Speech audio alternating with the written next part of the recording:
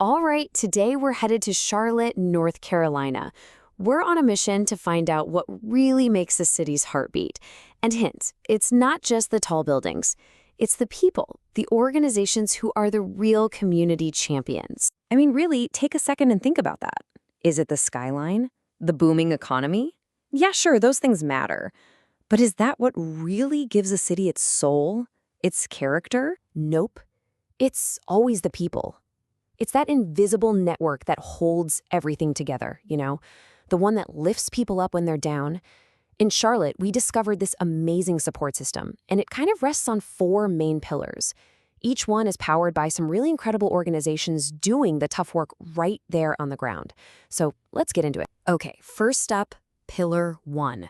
We're calling this one the safety net, and that's exactly what it is. It's that foundational, you absolutely need it right now kind of help for people in a real crisis. It's the ultimate first line of defense when things fall apart. Listen to this. This comes from a woman named Deborah. And what's just so powerful about her story is that she herself has a master's degree in social work. I mean, she spent her entire life helping others. And then one day, she was the one who needed help, profoundly. And you know what? An organization met her right where she was. No judgment, just pure kindness. That organization? It's called Crisis Assistance Ministry, and what they do is so crucial. For families who are right on the edge, they step in with emergency rent and utility help. They literally keep people from being evicted and keep the lights on. But it's so much more than just the money, right?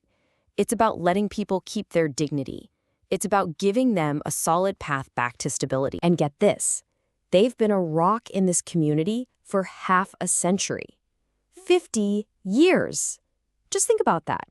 For 50 years, they've been that place you can turn to for help and hope. That kind of legacy, man, that's what builds the actual bedrock of a city. All right, that leads us right into our second pillar, investing in the future. Because a really strong community, it's not just about putting out today's fires. It's about growing the leaders who are going to solve tomorrow's problems. So check out this number, 100%. Any guesses what that could be? It's a huge number. And whatever it is, it's got to be about unlocking some serious potential. Okay, here it is.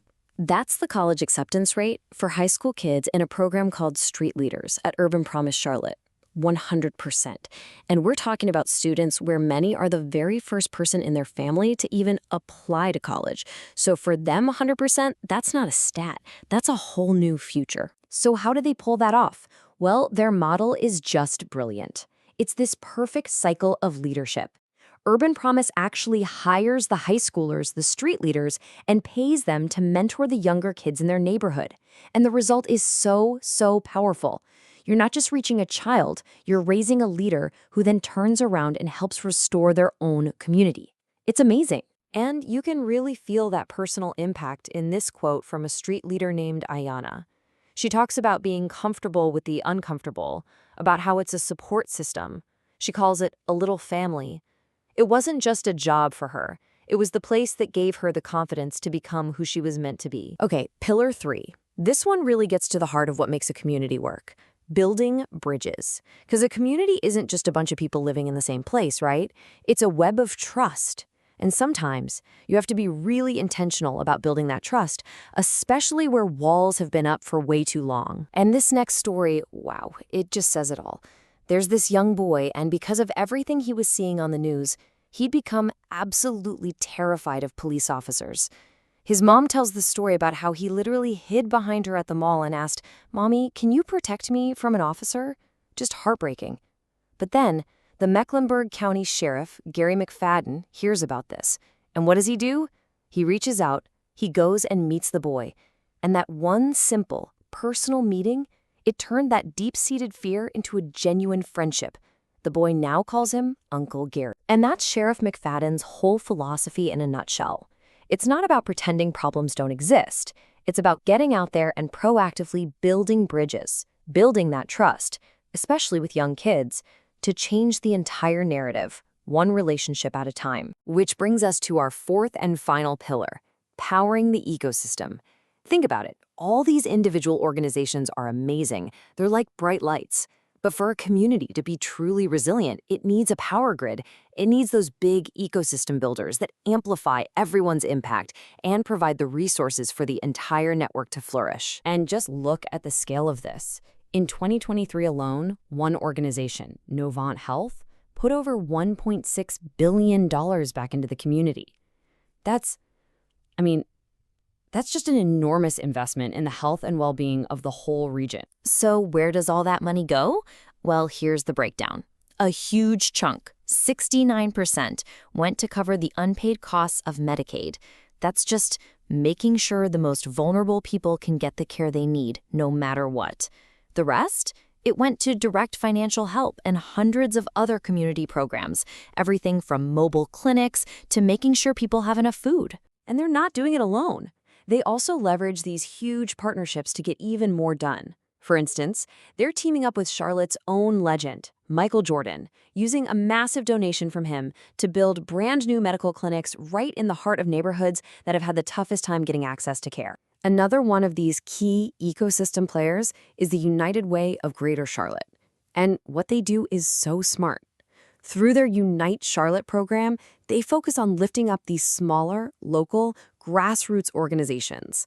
They don't just hand them a check. They give them funding and crucial training to help them grow and last for the long haul. And just look at the sheer variety of groups they help. You've got She Built This City, which helps women get into the construction trades. You've got the Charlotte Gamers Network, building a safe community space through gaming. And the Bulb, which is basically a mobile farmer's market on wheels. This is what it looks like when you're weaving a truly strong, vibrant community fabric. So, let's pull this all together. What does it all mean? We've looked at these 4 pillars, right? The safety net, raising future leaders, building community bridges, and powering the ecosystem. But the most important takeaway here is that none of these work in a vacuum. They're all connected. Every single act of support, whether it's big or small, creates this incredible ripple effect. The rent check from Crisis Assistance Ministry, that gives a family the stability so their kid can focus on school and become a street leader at UrbanPromise.